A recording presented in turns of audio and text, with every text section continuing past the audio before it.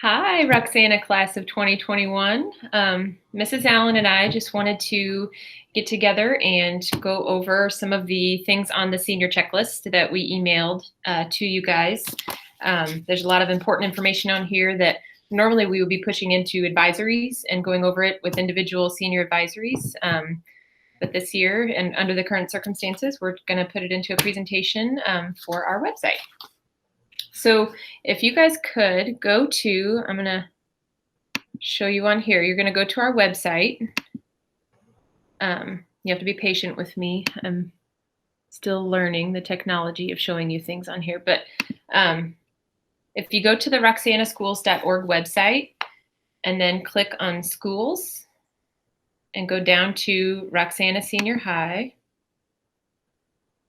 and then go to the academics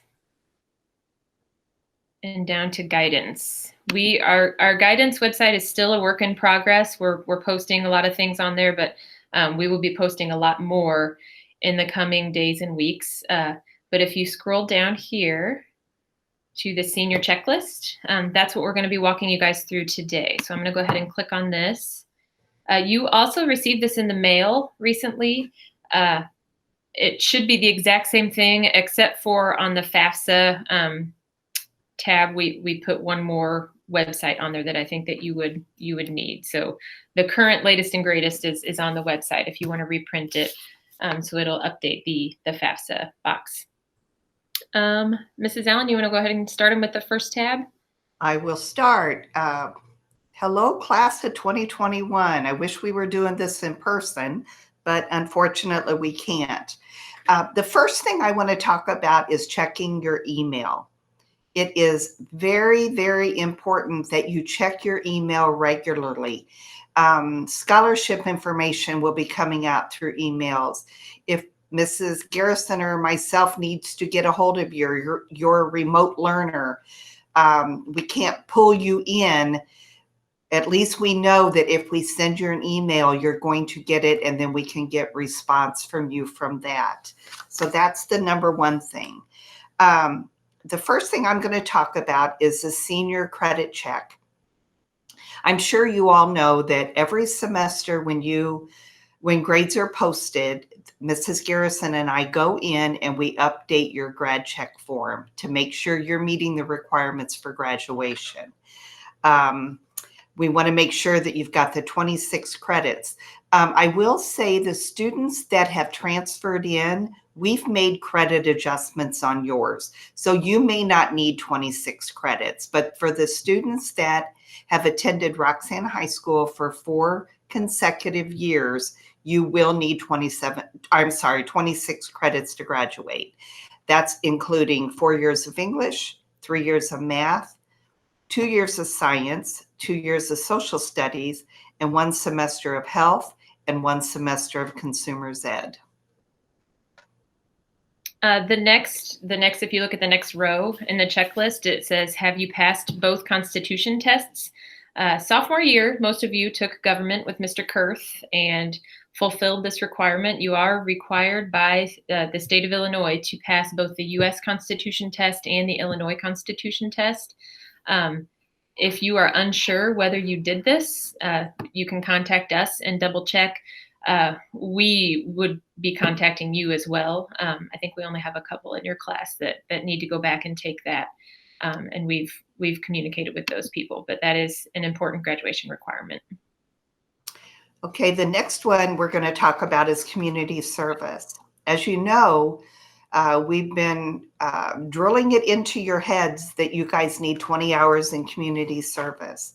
Because of the COVID, Mr. Danduran says that will not keep you from graduating. You know, we still want to stress that if there's things that you can do and you can do them social distancing and everything, we promote you doing that to still help.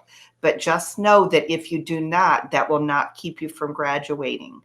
If you have your 20 hours in community service, you will get a white cord to wear at graduation. The next one talks about Parchment, which you guys are probably unfamiliar with at this point.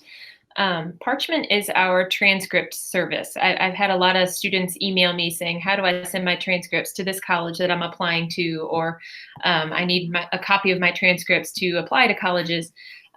Parchment is how we do that. It's a free service that allows you to create an account to access your transcript, and you can send it completely within your control to any college that you want to apply to. You will receive, Mrs. Pointer is the head of our Parchment account here at Roxana, and she is going to send you an email tomorrow that gives you a unique ID code that will, and it'll give you directions on how to go to the Parchment website, create an account using your unique ID code that she'll give you, and access your transcripts. So be watching for that. It should come in your email tomorrow. And then once you create your account with your access code, you can send your transcripts to any colleges that you are wanting to apply. Okay, the next thing is talking about the ASVAB test. If any of you are interested in signing up for the military, in order to do that, you have to have the ASVAB test. Normally, we offer the ASVAB test in September of every year, and I know I've got several kids on my caseload that have shown interest in doing that. However, I guess because of COVID, they're not going to be coming to the high school to offer that. So what we're telling you to do is to contact a recruiter. They can do the ASVAB test at the recruiting station. So you just need to contact them. And if you need any help with that, you can let Mrs. Garrison or myself know. The next row talks about letters of recommendation. When you are applying to colleges or applying for scholarships or applying for jobs, many times they will ask for a letter of recommendation or a letter of reference from one or more people. And so we have on the Roxana website under the guidance tab, let me get back there, a handy dandy sheet. If you go back to the guidance website, can everybody see this? Sherry, can you see this? Yes. Yes. Okay. So right below the senior checklist and the Map Your Future is a request for letter of reference. If you click that, it should bring up the sheet that we like students to fill out and give to whoever you ask to write you a letter of recommendation. It's just a way to display all of your accomplishments and achievements and things that person who's writing you the letter might not necessarily know. They know some things about you, but they don't know everything. And the more they have that they know, the better letter that they can write. So it's a place that you can put all kinds of things down. If there's anything that doesn't fit this mold, you can always write that on the back. But it just gives that person more ammo to write that much better of a letter for you. So you can print this off and give it to whoever you're asking.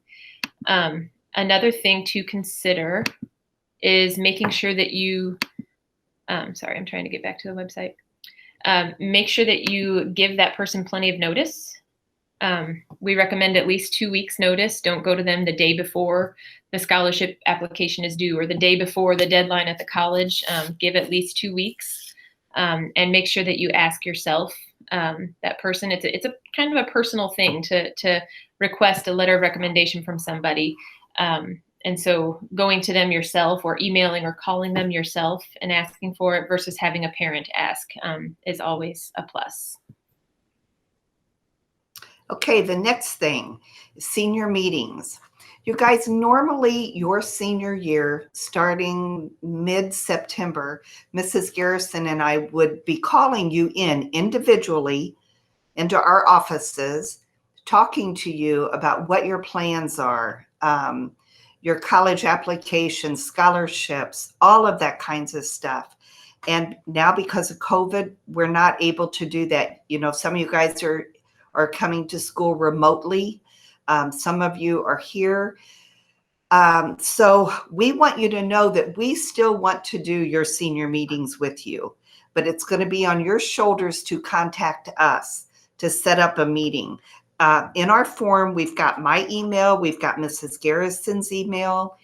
We can help you with anything, college applications, scholarships, financial aid, a little of financial aid. We're not gurus on financial aid, but just to let you know, if you want to set up a senior meeting with us, please send us an email.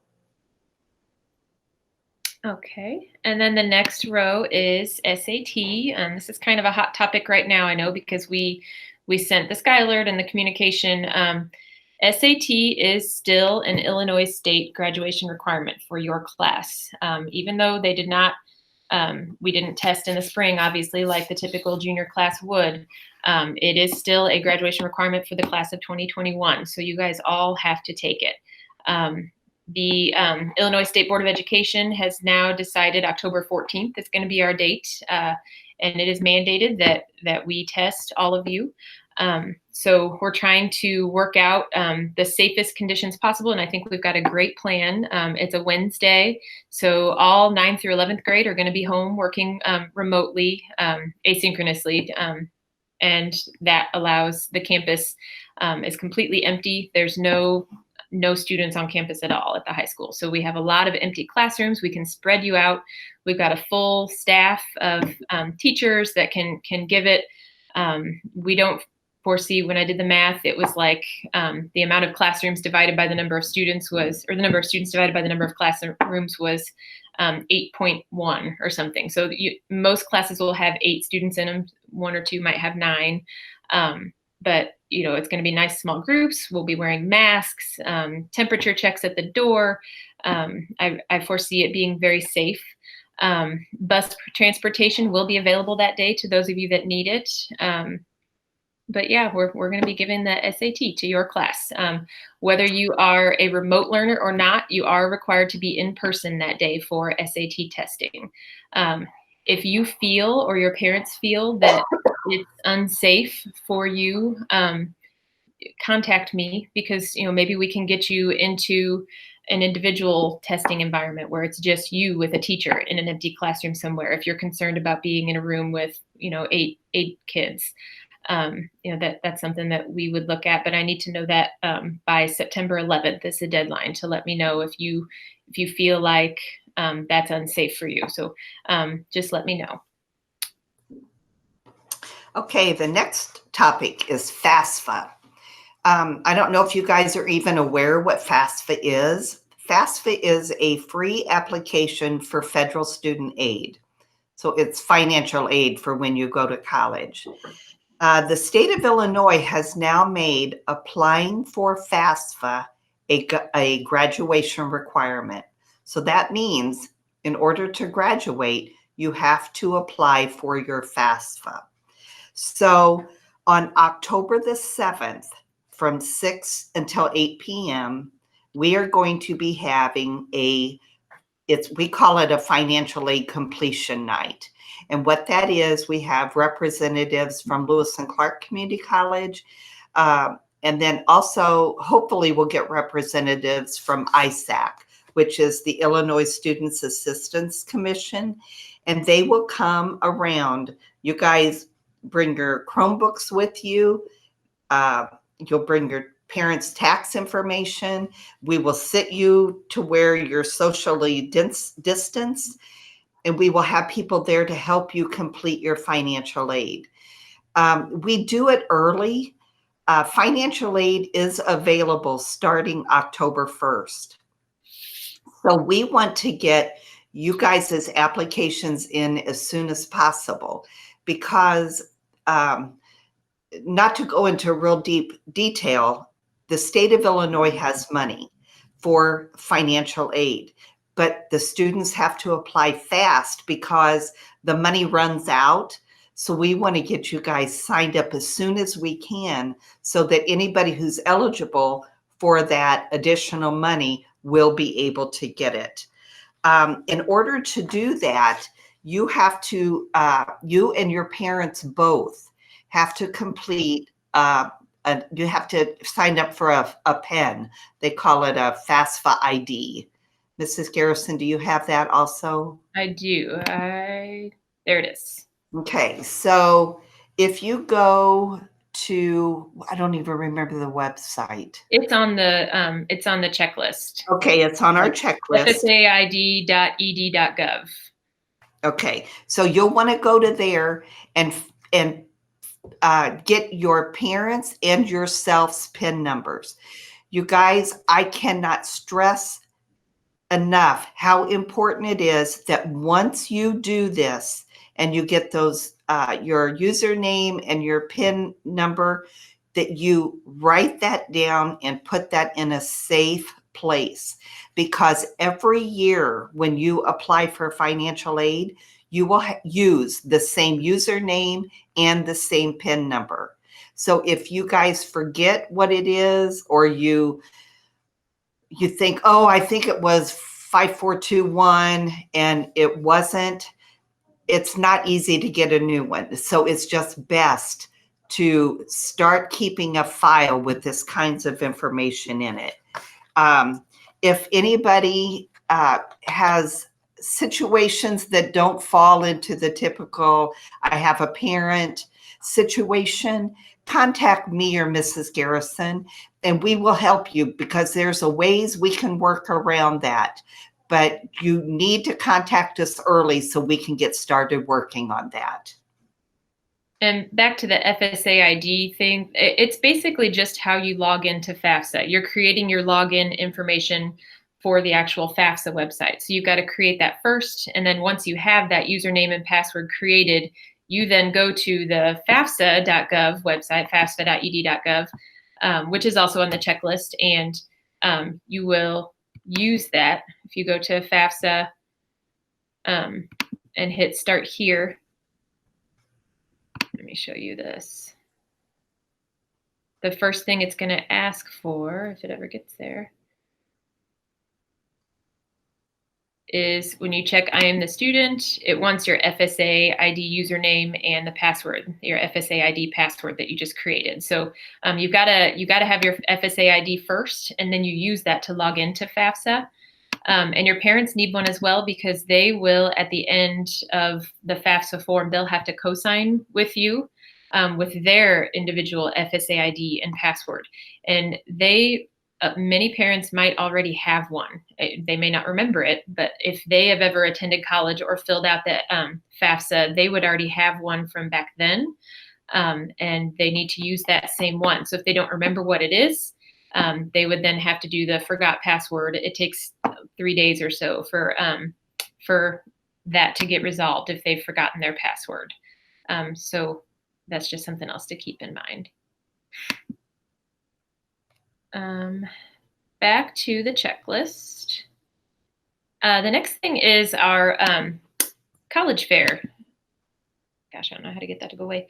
Our college fairs. We have a great link. I know a lot of the in-person college fairs are now going to be canceled this year due to COVID. That's a pretty big fall thing. A lot of students want to attend the college fair. There's usually a big one at SIUE and SLU, and I haven't heard anything official, but I imagine those are not going to happen. So there are virtual college fairs through the NACAC. That stands for National Association of College Admissions Counseling. And you can go to this virtualcollegefairs.org, which I can show you what that looks like. Maybe right here. If you go to virtualcollegefairs.org, there are a lot of different dates that you can sign up for and attend a college fair virtually and get a lot of information on various colleges. And, a lot of times military is present there as well. And that's just a great one-stop shop where you can research and get a lot of information on a lot of colleges at once. So that's something else to keep in mind. Okay, so the next thing is I guess we're kind of asking you, have you spoken to or visited the colleges or jobs that you're interested in? Many colleges are offering virtual tours now. I don't know if you guys remember last year, but we would have colleges come in and the seniors or even juniors could sign up to meet with the college reps. Well, unfortunately, we're not able to do that anymore. The colleges are still contacting us, wanting to meet with the students virtually. So what we're going to do, this all comes from Mrs. Talley. So this is another reason to watch your email. Mrs. Talley will send you a Zoom invitation, and we're going to do those at 1:30 in the afternoons. I don't know what days they'll be, but if Mrs. Talley sets one up, that will be in the announcements, and we'll send those to all the seniors to let you know that you can go in and join that Zoom meeting with that college rep. Yeah, I think McKendree already contacted her. That'll be one of the first ones. So be watching for the McKendree Zoom meeting where you can meet with the college rep virtually. The next one, have you filled out college applications? I know many of you have started. I've had people emailing me asking questions, and that's great. We do recommend, if you are applying to four-year universities, you should be looking into that and applying now, or at least this semester. Particularly if you're interested in those academic scholarships. If you have a pretty decent GPA and you are someone who's interested in getting the money that those colleges offer for students who are impressive academically, a lot of those scholarship deadlines come as early as late October or November 1st. I know SIU's is usually December 1st. U of I is November 1st, and you have to apply before that scholarship deadline in order to qualify for those academic scholarships. And if you apply after that, even if you have the GPA, you won't necessarily get the academic scholarships. So watch those deadlines. Just check their websites, whatever colleges you're interested in, and they'll all have that deadline, that early scholarship, academic or merit scholarship deadline, and you want to make sure you apply before that. And that includes getting all the information to them, including sometimes they even want your FAFSA before that, and they want your transcripts, and they want you to have filled out the application and submitted any essays. Some may have a separate application for the scholarships. Make sure you research that as well. And those are the things that Mrs. Allen and I can also help you with. If you schedule a senior meeting with us, we can help you look into those things. But the sooner the better. Don't put it off, because we don't want you to miss those deadlines. Oh, and also they often will have, as you're applying to colleges, they'll have a $30, $40, or $50 application fee. But many colleges, if you qualify for free or reduced lunch, will waive that fee. You just need to contact Mrs. Allen or myself, and we will help you figure out what process to go through for that particular college. Some have a form that we fill out on your behalf. Some want a certified letter from us saying that you qualify for free or reduced lunch. But we can also help you out with that. Okay, next, if anybody's interested in playing college athletics, we need to make sure that you're going to meet the requirements to do that. We've got the NCAA for the Division I, Division II schools, and then we have the NAIA for the Division III schools. The links for both places are on there, where you can go in and sign up through the eligibility center. This is something we usually talk about at our senior meetings with you guys. We want to make sure that you guys have the right amount of credits, or they call them units, in the appropriate areas. They don't just look at credits. They look at only core courses. So English, math, science, and social studies, and then foreign language. So both of those places to register, the websites, we've got them on our list that we've sent to you. And again, if anybody is interested in doing that, if a school is starting to reach out to you, they're interested in you playing for them, you need to make sure that you come in and meet Mrs. Garrison or myself, and we sit down and make sure that you've met the requirements for that. Yeah, it all kind of boils down to, you need those 16 core courses throughout all of high school. And if you don't have that, then it doesn't matter if they want you to play for them. You can't. You're ineligible. You don't qualify for NCAA. So that's definitely something we want to make sure you're in the right courses. And you guys, now. And then another thing, the registration fees for that, they also have fee waivers for those. So again, contact Mrs. Garrison or myself and we'll help you with that. Okay. Scholarships. Mrs. Allen touched on this a little bit at the very beginning. Again, very, very important that you guys check your email, because you're going to be getting emails from Mrs. Talley or us throughout the year about various scholarship opportunities. We have a lot of local scholarships that are just for Roxana High School graduating seniors. And every year, you know, we have some that maybe only 1 or 2 people apply for, or some that none. We're going to kids and going, hey, fill this out. You know, you could get a scholarship. So I highly encourage you to really pay attention to those local scholarships as they start to come out.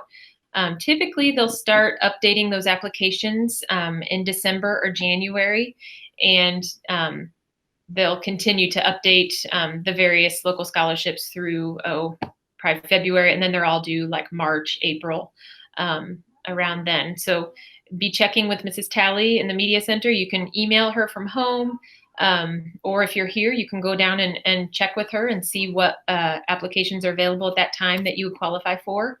And we also are going to be posting those on our website, so you can check our website too. And there's also non-local scholarships. I know in the letter that we mailed home, I gave you guys several reputable non-local scholarship websites that you can go to. Now is a good time to work on those, since there's not many local scholarships yet to apply for. But yeah, get onto those non-local and give it a shot with those as well. Okay, the next one, it says, are you planning to attend Lewis and Clark Community College? Lewis and Clark offers a service. It's called a early bird registration. And what that means is that we hope it's going to end up happening this year with COVID. We're not sure. But normally what we do, we have a sign-up sheet. We take you down to the college. You get your ID. You get your schedule made. Everything's all taken care of for you. It's a wonderful service. If you're on the fence and you're thinking, oh gosh, I don't know, Lewis and Clark is a possibility, but I don't really know, I would go on and go. I would go on and go to the early bird registration. If you change your mind, you're not going to go, we can withdraw you from your classes and you're fine. But it's just better to have that in place in case that's what you're wanting to do, and go with us, and then we're there to support you any way that you need. They have a ton of scholarships, which I know this year, so many of them were left with nobody taking them. And you can apply for their scholarships. Mrs. Garrison brought the website up, and they open up on November 1st and they run through March 1st. In order to go in and apply for these scholarships, you need to have a BlazerNet ID and password. You can, we've got the help desk number on there. It's 468-HELP. And you just call them, tell them you need a BlazerNet ID and password. They will give that to you. Then you go in, you've created an account, and then you hit apply now. You put that information in, and then all of the scholarships will come up for you. And when you get that BlazerNet ID and you're able to log on to Lewis and Clark, you guys can even go in and order your transcripts. If you need a Lewis and Clark transcript, all of that stuff will be made available to you once you get your account created at Lewis and Clark. Okay, the next one talks about non-local scholarships, which I kind of already jumped to when I was talking about the local ones. But like I said, on the letter that we mailed home, we gave you several good websites that you can search if you're interested in applying those. Though fastweb.com, myscholarly.com, scholarships.com, petersons.com, and collegeboard.org are all reputable websites. We occasionally get regional scholarships sent to us that we will shoot out to. And obviously, you know, the ones that these websites that I just mentioned are national scholarships. You're going to be going against people all across the nation for them. And then the regional ones, you're going against, people from the St. Louis metro area or from Southern Illinois. The pool is a lot smaller. And then obviously the local scholarships, you're competing against really just the Roxana High School class of 2021 students who apply. So just keep that in mind as you're applying them. Don't burn yourself out filling out all of these national scholarships and then not apply for the local ones that you have a lot greater chance of getting, just due to having a smaller pool of students that they're pulling from. But otherwise, sky's the limit. Apply for as many as you can, and you have nothing to lose. Okay, the next thing, avoid senioritis. You guys, you have to keep up on your work. It's funny. We have students come in October, and they're already starting to slack off. And Mrs. Garrison and I get behind them and pep them up and everything. You don't want that to happen to you. You want to keep your good study habits to go with you when you go to college. There is a huge difference in coming to high school and getting good grades compared to going to college and getting good grades. So you want to keep yourself motivated and keep yourself going and doing the best that you really can. The next line talks about a great website that you can go to if you're still undecided on what you want to do after high school as far as a career. If you go to Lewis and Clark's website, let me get it pulled up. Just the lc.edu, and then scroll down a ways. On the left-hand side, you're going to see something called career. It's not up, Jen. Oh, sorry. Let me fix that. There it is. Got it. So I just went to lc.edu and then scroll down right here on their homepage, Career Coach, Find Your Path. If you click that, there are, let me show that tab as well. There are all kinds of resources here that you can use. There's a career assessment. You can browse careers alphabetically. The programs are going to be specific to Lewis and Clark, but you can browse those as well. But the careers and the career assessment is broad. Anybody can use it, whether you're interested in going to Lewis and Clark or not. This is just a free service that they offer that is great. And it tells you things like employment projection, whether the job you're interested in is a growing field or if it's a declining field. It tells you median salary. It tells you if there's any job openings in the area currently in the St. Louis metro area in that field. And it tells you all about it and what kind of schooling you would need. And so it's a great resource to use if you're unsure what career you want to do.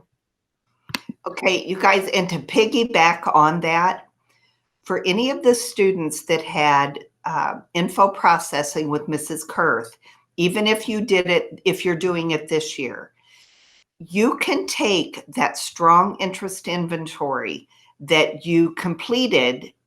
It's usually in January.